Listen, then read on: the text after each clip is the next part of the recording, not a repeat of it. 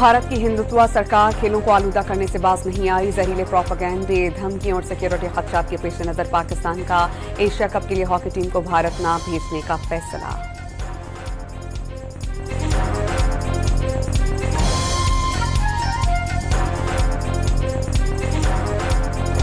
भारत ने ढाका में scheduled Asian cricket council के सालाना इजलास का मकाम तब्दील करने के लिए दबाव डालना शुरू कर दिया।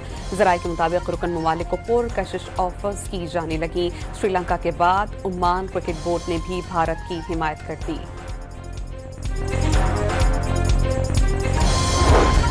बलोचिस्तान के इलाके लौरालाई में कातिल मुसाफिरों की मैयतें घरों पर पहुंचने पर कोहराम। फितनाल हिंदुस्तान के दहशतगर्दों ने 9 मुसाफिरों को शनाख्त के बाद कत्ल किया।